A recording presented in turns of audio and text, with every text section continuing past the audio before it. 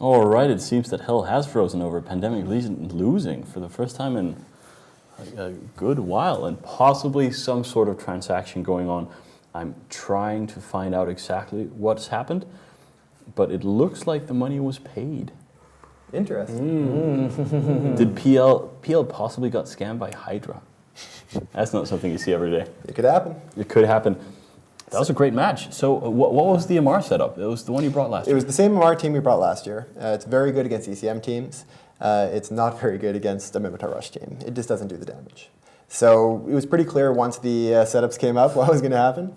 And yeah, I think that showed that when it came down to who wanted to avoid Darkseid, had really put in the effort for that fight, Hydra had it. So I'm wondering if, is Pandemic Legion just going to be wrecked with sadness at this point? I'm pretty sure we're going to disband. Yeah, I think that's what's going to happen. My Diplo's in test. Get on snagging those corps. They've got... there you go! I think Shadu accurately called the outcome of this match. He always knew that Pandemic Legion was doomed and would never win a tournament again.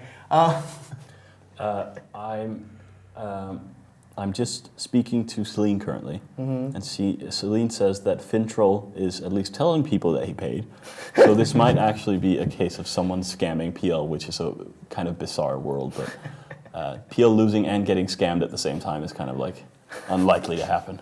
But anyway, rub that in. How's it feel? Just anyway, grind it right in there. You know what? No matter what happens, PL are still in the finals.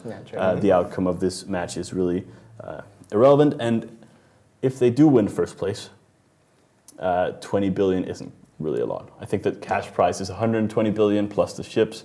So I mean, you're just cutting like a pretty irrelevant number of money out of your prize. I think the real loss is the number of times we're going to link this video in local. I know. Yeah. Well, that is kind of funny, and this is pretty funny. Actually, now Tyrax is claiming that Fintroll got the money back. So they took the money. Honorable Space Warriors. That is exactly great E-honor right there. That is exactly it. All right. Well, interesting and a bizarre situation that you can't help but be a little bit happy with. Now we have Ushura Khan and Unaffiliated.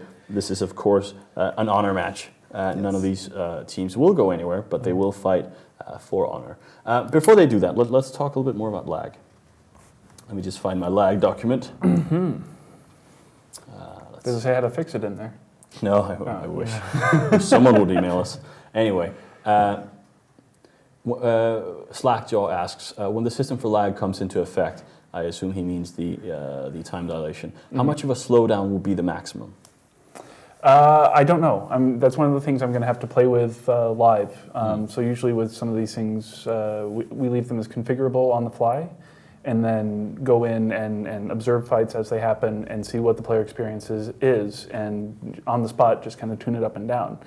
I don't expect that we would need to go much below, say, 10% of normal time for anything we've seen to date. All right. So if the cap is around there, we might hit it, but maybe not. 10 to 15%. That's pretty darn slow. Pretty impressive. But that's like 3,000 players in a system. Yeah, all right. Yeah. All right. Shidori Kun asks, dude, where's your hair? Dude, it's summer. Fair enough. It's a balmy 15 degrees outside, so no, really, it comes down to I'm married and she prefers me with my hair cut. So all right. On occasion, I cut my hair. Okay. George Kintara asks, how long before we can run different nodes in a single solar system? So having a node per grid, for example. That is very unlikely to happen. The amount of communication that needs to happen between two different, say, grids or bubbles, as we call them, is still pretty significant. Like if you take a ship and warp it between two separate bubbles, you would have to transfer all of the state of that ship in that case if they were on different nodes, and that can get very expensive. Right. So that's very unlikely, and more so I would question how much of a gain that would be, because usually there's only one big fight in a system anyway. Yeah. So isolating that away from the 5 guys sitting at the gate, not a big deal. No. All right. Or the people potentially mining at that. Oh yes, of course, and the mission runners, they can be on their own node. Yeah. Did I just get dev confirmation that the word grid is now obsolete and is in fact bubbles? You should keep calling them grids. But bubbles are so much more fun. But there are so many Many different different, things Yeah, called this thing bubbles. buzz many different bubbles. things Yeah, are yeah, called exactly. bubbles. Good We point. confuse ourselves constantly because, in the code they're called bubbles, but then we have warp disruption bubbles and blah blah blah. And, bubbles the hooker down on the Or we perhaps, get very confused. what perhaps in we're the new talking about. Orem store, you'll be able to purchase bubbles that you can blow around your captain's quarters. Oh God, please no. Oh, please. Please, yes. Someday, maybe someday. All right. Well, let's grab a few of the Eve-related questions as well. Kiva Serrard asks, there's a lot of kiting tango teams. Why aren't there that many turret-based kiting teams? There are some. Yeah. The first two Hydra teams could be called turret kiting teams. They were using artillery Sleipnirs. In general, it's hard to do the same kind of damage at those ranges with turrets. And also with turrets, if you're using long-range turrets, tracking becomes a problem when the ship's coming close. While with missiles, it doesn't matter what range you're at. It's, for a number of reasons, it's generally easier to use it with missiles. You do get better alpha strike with the turrets, which is what Hydra took advantage of with the artillery Sleipnirs. All right. I'm being told that one of the pilots on the Ushura Khan team is getting quite a bit of wife aggro right now. Maybe you should cut his hair. They're trying to sort that situation. Ushura Khan has apparently brought some sort of combination that has very much upset one of the team members' wife. So this isn't a question of disconnection, bringing too many points, but just simply a woman being relatively upset. Year after year, the hates standard for birds. these delays is dropping. Yeah. That CO2 where the whole power goes out in their city, and now it's down to wife aggro. Did you just say his wife is mad at him not because of something, but because of the fits that they brought? No, I don't actually. Oh, okay. I was gonna say. They're so bad at Eve. Like, they're like, what are you doing? You shame our household. No, let's hope that gets sorted. Another question while they just sort this. Lieutenant Banan asks, what do you think about an alpha team of Amar ships? You can do decent alpha with tachyons.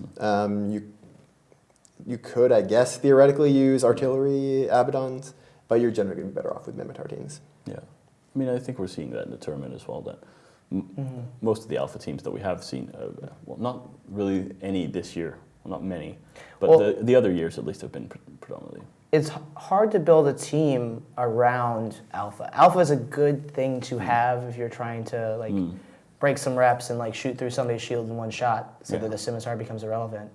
But to build a team around it like you build a large fleet around it is very difficult because you can't just snap kill a single ship. It would be very difficult to kill some of the bigger ships that are brought to the Alliance tournament with that sort of snap kill alpha. But I think it's more just an asset that is good to have in your team rather than an idea to build your team around. All right. So the Pandemic Legion setup that just lost now. What was the idea behind bringing out a setup they haven't shown before? Well, we showed it last year. So I think the idea for both teams was to show a setup that everyone has seen before. These are both setups that were used last year. The Hydra team was the PL Mimitar Rush team that we used in the finals actually against them. And then the Amarian team is the one we used against Tormentum in the first round of the knockouts. So I think both teams wanted to hide their new stuff while also just trying to have the best chance of winning as possible. And in this case, the Hydra team came out on top. All right. Maybe we should just quickly take a look at the schedule. So we have one match left and then there's a break, but then we have a full set of 8 matches this evening. It's going to be pretty damn wonderful, if I may say so myself. This is Ushura Khan versus Unaffiliated, trying to sort the wife aggro and hopefully no injuries to anyone in the household.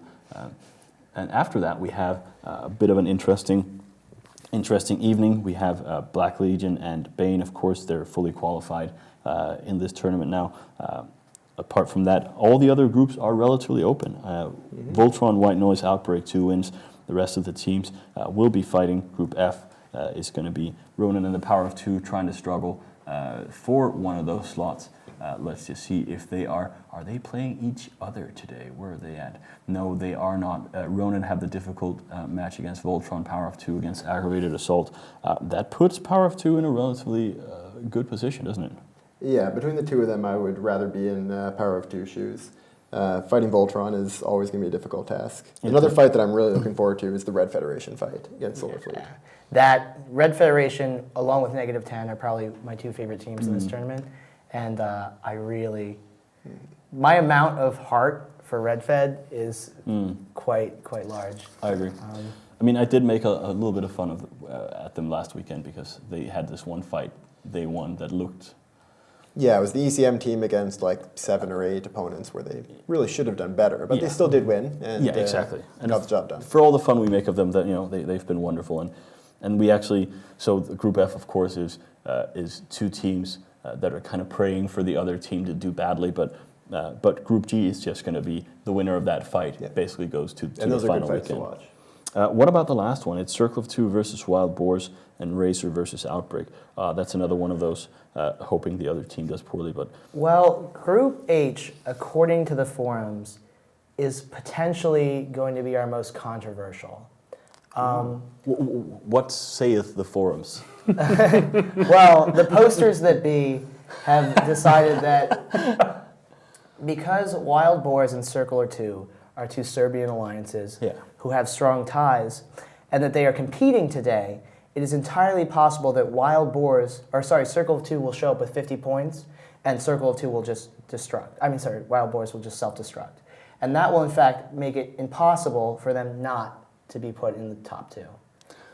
If that happens, I'll be so excited. Yeah. I will be as well. I think there's a decent chance of it. A lot of people will be really mad. They did something similar in the pre-quals. They actually faced each other in the second pre-qualifying match, and they fought each other until there was only one Thrasher left for one of the teams, so that they both got very close to the maximum points. And that ensured that they both made it through to these group stages.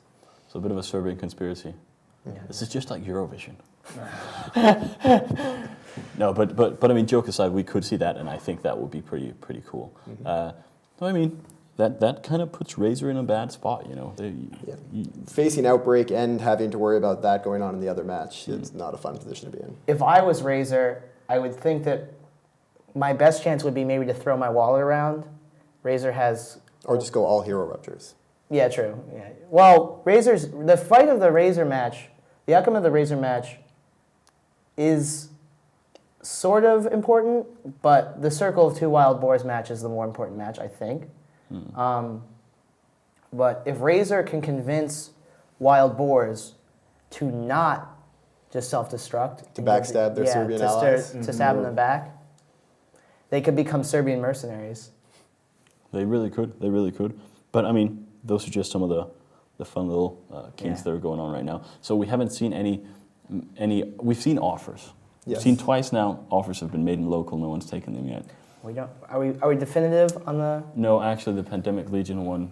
It's always hard to tell. Might have in been, the last Alliance tournament, when Hydra faced Agony, there was an offer to self-destruct made, and it then turned out afterwards that the Hydra screenshot of their wallet with all the ISK in it was photoshopped, and so you never know with these kind of things.